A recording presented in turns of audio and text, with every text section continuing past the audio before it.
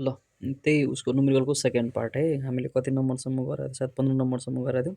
अब यसमा के दिएको छ, एउटा रेक्टेङ्गुलर कोइल छ अरे जसमा 100 टर्न्स चाहिँ छ। त्यसो भए एनको भ्यालु त्यो भयो। त्यसपछि यसको एरिया दिएको छ। अब एरिया भनेपछि हामीलाई लेन्थ र ब्रेथ दिएको, दुइटाले मल्टिप्लाई गर्दा 150 सेन्टिमिटर स्क्वायर भयो है। अनि त्यसपछि हामीलाई यो 300 रिभोल्युसन पर मिनट, रिभोल्युसन पर मिनट होस्, रिभोल्युसन पर सेकेन्ड होस्, तिनीहरू भनेको फ्रिक्वेन्सी हो है। त्यो फ्रिक्वेन्सीको भ्यालु हामीलाई यति दियो। यो मिनटमा दिएको छ, सेकेन्डमा लग्यो भने 60 ले भाग गर्नु पऱ्यो, जसले गर्दा 5 रिभोल्युसन पर सेकेन्ड भयो। अब बीको भ्यालु पनि हामीलाई दिएको छ 0.6 टेस्ला। हामीले भनेको छ म्याक्सिमम इएमएफ।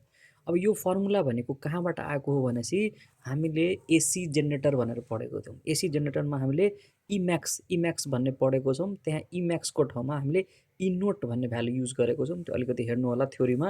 त्यसको फर्मुला भनेको बिएएन ओमेगा। र यही फर्मुला किन लगायौँ, किनभने हामीले क्वेसनमा फ्रिक्वेन्सी दिएको छ। त्यसो भए यहाँ चाहिँ ओमेगाको फर्मुला त हामीले उसमा 11 क्लासमा पढिसकेका छौँ। ओमेगा भनेको 2πf हुन्छ र सबैको भ्यालु पुट गर्दाखेरि हाम्रो भ्यालु चाहिँ 28.3 भोल्ट चाहिँ आयो है। ओके ल, अब 17 नम्बरमा हेरौँ। 17 नम्बरमा हामीले के गरेको छ भने दुईवटा करेन्ट दिएको छ। एउटा करेन्ट 2 एम्पियर दिएको छ, अर्को चाहिँ 4 एम्पियर दिएको छ है। त्यो चाहिँ ध्यान दिनु पऱ्यो। अब एनको भ्यालु हामीलाई दिएको छ 15 टर्न्स पर सेन्टिमिटर। यहाँ चाहिँ एकदम ध्यान दिने, पर सेन्टिमिटरमा छ। सेन्टिमिटर भनेको 10 को पावर -2।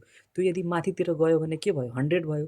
त्यसो 15 मा 100 ले गुणा गर्यो भने कति भयो, 1500 चाहिँ भयो है। ए को भ्यालु हामीलाई दिएको छ। यो फेरि केमा दिएको छ, सेन्टिमिटर स्क्वायरमा। मिटरमा लग्यो भने 10 को पावर कति भयो, -4 भयो है। अब दुईवटा त्यो ए को भ्यालु दिएको छ, त्यही भएर पहिला φ1 निकाल्नु।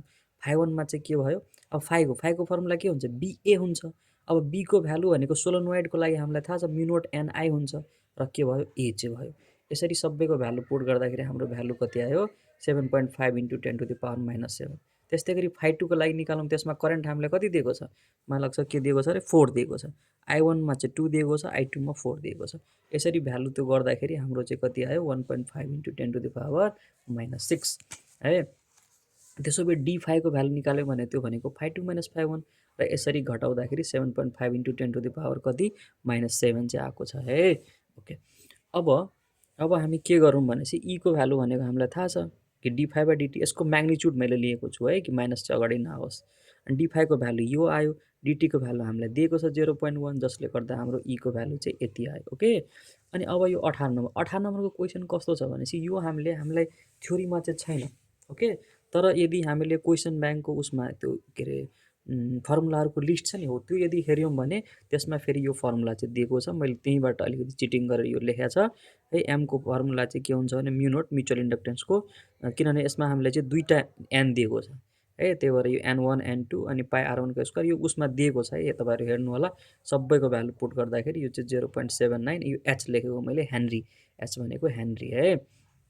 ओके, अर्को भनेपछि यो ट्रान्सफर्मरसँग रिलेटेड क्वेसन चाहिँ भयो है। अब ट्रान्सफर्मरमा हामीलाई सेकेन्ड्रीको कति टर्न्स त्यो दिएको छ, प्राइमरी कति टर्न्स त्यो दिएको छ। त्यसपछि भोल्टेज के को दिएको छ, प्राइमरीको दिएको छ, सेकेन्ड्रीको दिएको छैन। त्यसो भए हामीलाई थाहा छ, हामीले 10 क्लासमा पनि यो फर्मुला पढिसकेका छौँ। कुन फर्मुला पढेका छौँ भनेपछि एकछिन ल, ओके, कुन फर्मुला पढेको छौँ भनेपछि यो के अरे NS/NP = VS/VP। अनि के अरे NS भनेको 100 भयो, NP भनेको यो भयो, त्यसपछि यो। त्यसो VS को भ्यालु हामी निकाल्न सक्छौँ। अब क्वेसनमा के दिएको छ भने त्यो उसको चाहिँ ट्रान्सफर्मरको इफिसियन्सी 100% छ अरे।